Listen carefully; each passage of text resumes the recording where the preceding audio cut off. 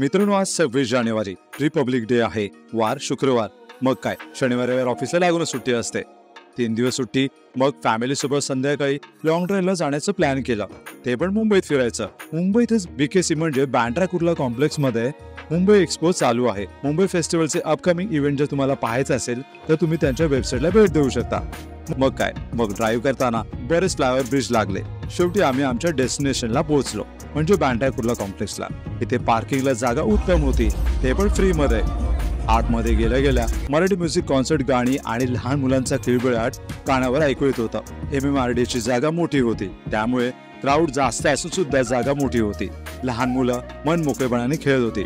शरण आणि आद्वी सुद्धा स्नेक अँड लॅडर्स, क्यूब गेम्स सारखे अनेक खेळ खेळण्यात मग्न होते. इव्हेंट छान प्रकारे ऑर्गनाइज केलं असं दिसत होतं. बऱ्याच ठिकाणी सेल्फी पॉइंट सुद्धा दिसत होते, त्यामुळे लोक आपापल्या फॅमिली सोबत फोटो काढण्यात बिझी दिसत होते.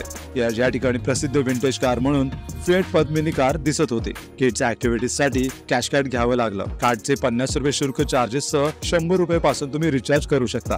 मग शरण्याला डॅशिंग कार राईड करायची होती. 10 मिनिटांसाठी त्याने 200 रुपये चार्ज घेतले, जरा जास्त चार्ज आहे.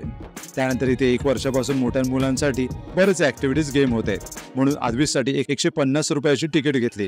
त्या ठिकाणी बरेच गेम होते. आद्वी छान प्रकारे एन्जॉय करत होता. व्हिडिओ गेमसाठी 100 रुपये, बिअर झू सफारीसाठी 250 रुपये होते.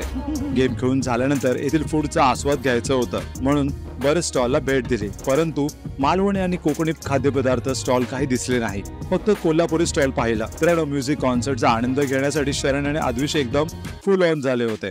आम्ही थोडी थिरकलो पोवा. बरीचशी गाणी ही मराठीमध्ये असल्या कारणासह आम्ही ही मजा केली. त्यानंतर थोडीफार आम्ही शॉपिंग केली. बरेच स्टॉलला व्हिजिट केलं. कॉन्सर्ट हा 10 वाजेपर्यंत होता. त्याच्यानंतर आम्ही प्लॅन केलं, वर्ली सिलिंग रोड हा इथून जवळच आहे, साधारणतः 10 किलोमीटरच्या अंतरावर आहे. म्हणून आम्ही निघालो सिलिंगच्या दिशेने. रिपब्लिक डे असल्यामुळे सिलिंगवर लाईटची रोषणाई दिसत होती. इथून संध्याकाळचं वातावरण एकदम प्रसन्न वाटत होतं. तर मित्रांनो, नक्कीच तुम्ही या ठिकाणी अवश्य भेट द्या. त्यानंतर वर्ली सिलिंगच्या दिशेने जाताना 85 रुपये टोल लागला. शेवटी सिलिंगवर पोहोचल्यावर समुद्राचा आवाज, येथील दृश्य खूप छान दिसत होतं.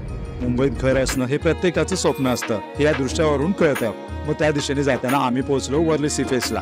मग प्रभादेवी दादर मार्गे ठाण्याच्या दिशेने निघताना दादरला मातोश्री भवन दिसले. फार छान वाटले. तसे माटुंगा दादरला माझे बालपणच गेले. छबिलदास हायस्कूल ही माझी शाळा. पतंग पकडण्यासाठी, शिवाजी पार्कला खेळण्यासाठी इकडे यायचो. टिळक ब्रिज वरून जाताना बऱ्याच आठवणी मनात आल्या. बोलू कधीतरी. मित्रांनो, आजचा फॅमिली ब्लॉग तुम्हाला कसा वाटला आणि मुंबई संदर्भात तुमची काय भावना आहे कमेंट करून सांगा. भेटू अशा एका नवीन एपिसोडमध्ये. तोपर्यंत स्वतःची आणि आपल्या फॅमिलीची काळजी घ्या.